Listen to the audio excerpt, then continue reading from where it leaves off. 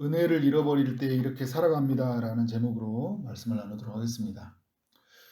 입다는 암몬 사람들의 싸움에서 암몬 사람들과 싸움에서 승리를 하는데요. 입다에게는 딸을 잃은 아픔이 있었지만 길르앗 지파들 모두에게는 승리하는 기쁨을 얻었습니다.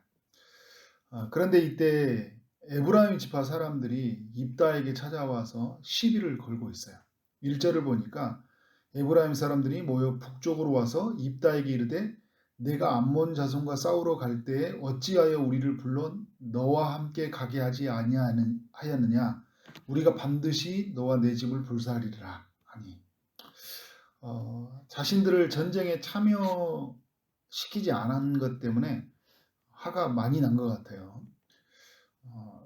너와 내 집을 불사하리라 이 정도까지 이렇게 하늘 되나 싶은데 화가 많이 났어요. 입다는 이 에브라임 지파의 반응에 너무 황당했습니다. 왜냐하면 자신이 암몬 사람들과 싸울 때 에브라임 지파 사람들에게 도움을 요청했었거든요.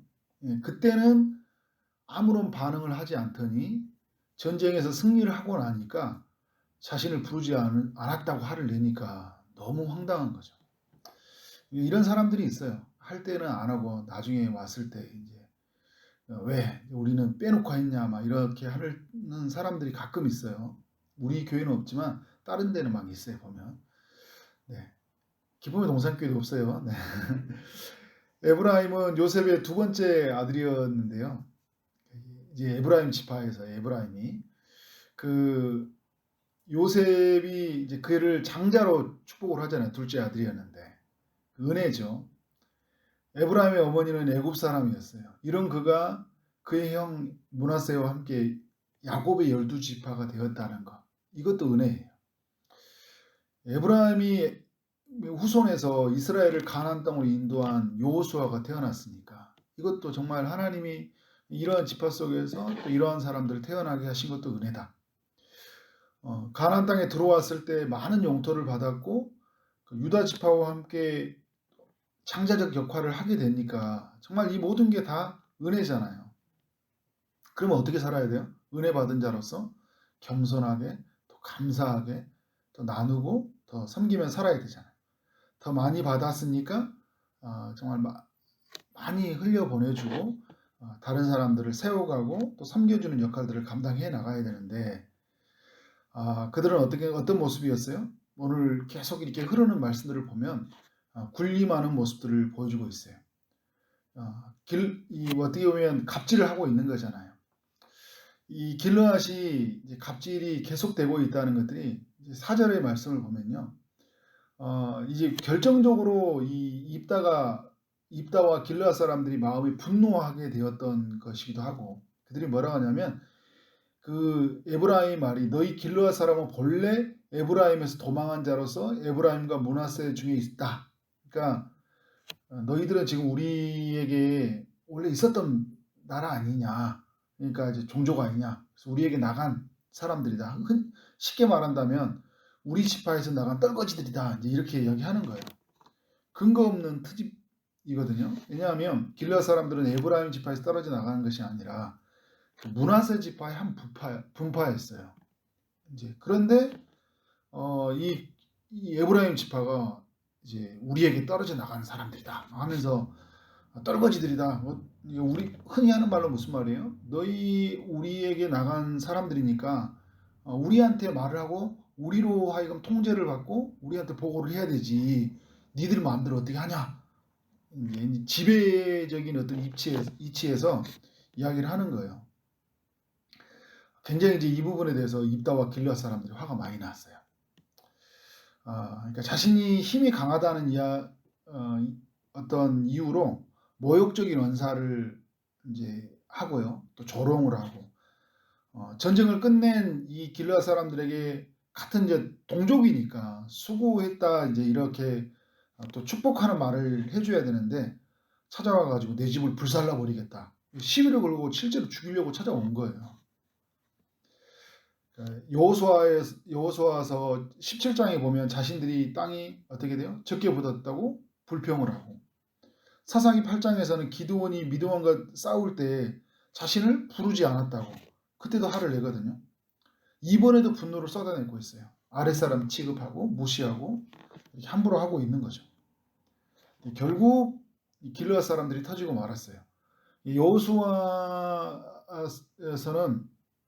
여호수아가 이제 전체 이제 자기가 에브라임 지파이기도 했으니까 또 그런 면에서 지혜롭게 만들어갔고 기드온도 이제 이 부분들에 대해서 그 워낙 문제를 풀어갔는데 기드온의 스타일이 좀 약간 그 강한 사람들한테는 조금 약해진 성향이 있어요. 그런 면에서 이제 좀 그리고 싸움을 보면 8장에 보면 그 자신들이 약한 사람들한테는 완전히 가격하게 하는 모습들이 있거든요. 오늘 보면 그런데 이 입다는 용사잖아요. 입다는 굉장히 이런 부분에 단호한 것 같아요. 그래서 어떤 이야기를 하냐면 여호와께 3절에 보니까 여호와께서 그들을 내 손에 넘겨주셨거늘 어찌하여 오늘 내게 올라와서 나와 더불어 싸우고자 하느냐. 이게 이 싸움이 하나님이 자신에게 넘겨준 싸움이었거든요. 하나님께 기도하면서 이 입다가 하나님께 내 손에 붙여주시면 내가 싸우겠습니다 했고 그래서 하나님께 기도하면서 이 모든 전쟁을 수행했던 사람이니까 하나님이 허락하셨고 하나님이 이기게 하셨는데 니들이 와서 이러쿵저러쿵 해서는 안 된다는 거잖아요.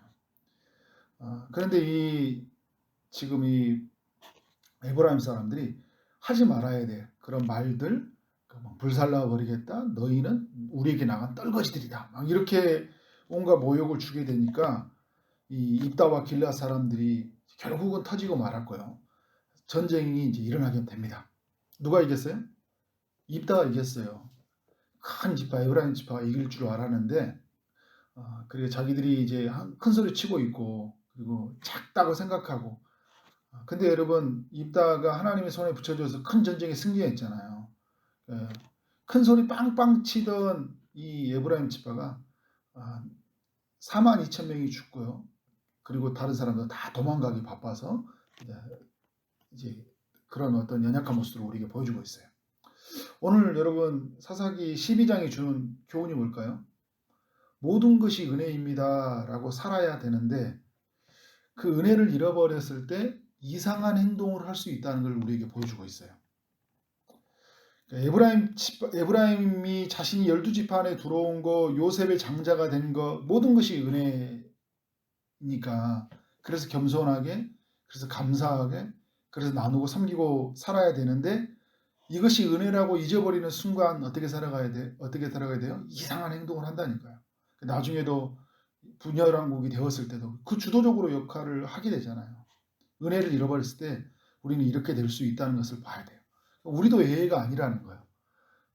하나님의 너무 큰 은혜와 사랑들을 받았는데 하나님을 바라보면 정말 감사가 터져나오고 겸손해지는데 그런데 사람들 속에서 나를 바라보니까 어떻게 되는 거예요? 그러니까 누가 크는 걸 못 보여주는 거예요. 이게 자신의 그들의 그 입지가 약해지는 것들을 못 봐주는 거죠. 그래서 어떻게 되는 거예요? 뭔가 군림하려고 하고 그리고 갑질하려고 하고 그리고 뭔가 모욕적인 원사로 다른 사람들을 무시해버리는 어떤 사람을 무시하고 자기 형제를 무시하고 있는 거예요. 축복해 주지 않고 그들을 위로해 주지 아니하고 오히려 더 짓밟아서 무너뜨려 버리는 모습들을 볼 수 있는 거죠. 교회 사회에서도 그렇고요. 또 우리 삶 속에서도 이러한 일들이 엄청나게 많이 일어났어요. 가지고 있는 그 시기가. 그러니까 이 시기의 근원적인 바탕이 어떤 게 있냐면 하나님의 그 은혜 안에 있지 못하기 때문에 그게 뭐 거듭났다 거듭나지 않았다 이런 문제가 아니라 거듭났어도 하나님의 사람이어도 내가 은혜를 누리지 못하면 이상한 행동을 하게 돼 있는 거예요. 육체가 나를 지배한다니까요. 은혜가 아니면 곧바로 뭐같이 나를 지배하냐면 육체가 나를 지배해요. 그래서 주변에 있는 사람들 시비를 걸고요. 주변에 있는 사람들이 막 온갖 모욕적인 언사로 야, 너 진짜 너 같은 사람이 뭘 하냐 하면서 너는 원래 내 밑에서 있었잖아. 너 항상 올 때 항상 나한테 배우고 있던 애가 왜 이래? 막 이렇게 하면서 어떻게 되는 거예요? 아랫사람 취급하고 그래서 공동체를 깨뜨리고 그래서 사람들에게서 피눈물 나게 하는 일들이 우리 삶 속에 주변에 많이 있다는 거예요. 그래서 여러분 우리는 뭘 구해야 돼요? 날마다 은혜를 구하는 거예요. 은혜 없이는 살 수 없습니다라고 늘 하나님 앞에 서야 돼요. 그래서 은혜를 주시는 그 은혜와 진리가 충만하신 예수 그리스도 앞에 서서 또 예수 그리스도가 보내신 그 성령을 통하여 우리의 마음의 내면 속에 하나님 은혜가 가득 찼을 때 형제를 축복하고 또 형제를 섬길 수 있고 그래서 하나님께 감사하는 삶을 살아갈 수 있다. 저는 우리 사랑하는 성도들이 그렇게 사는 오늘 하루의 삶이 되고 또 평생의 삶이 되어지기를 소망하면서 여러분 그렇게 나가기를 주의 이름으로 축복합니다. 아멘. 네, 기도하도록 하겠습니다. 하나님 아버지 미성숙한 에브라임의 이야기를 또 살펴보았습니다. 더 많이 받았으니까 더 많이 섬겨야 한다는 것을 잊어버리고 살아가는 저들의 모습을 봤습니다. 하나님의 은혜로 세움받았다는 것을 잊어버리는 저들을 통해서 동족 간에 큰 전쟁이 일어난 것을 보게 됩니다. 하나님, 우리의 삶 속에 하나님께서 주신 은혜를 기억하며 살아갈 수 있도록 인도하여 주옵소서. 그래서 겸손하게 또 그래서 감사하게 또 우리 주변의 사람들에게 섬김과 나눔과 그런 사랑으로 살아가는 우리의 삶이 될 수 있도록 인도하여 주옵소서. 오늘 또 주의 응답을 기다리는 많은 이들 가운데 찾아가 주셔서 은혜를 베풀어 주시길 원합니다. 육체의 아픔 중에 있는 성도들에게 치료의 강선을 비춰주시고 하나님께서 고쳐 주옵소서. 또 엄지사님 수술을 잘 마치고 또 회복하는 모든 과정 속에 있는데 하나님의 치유하심과 하나님의 인도하심이 있기를 원합니다.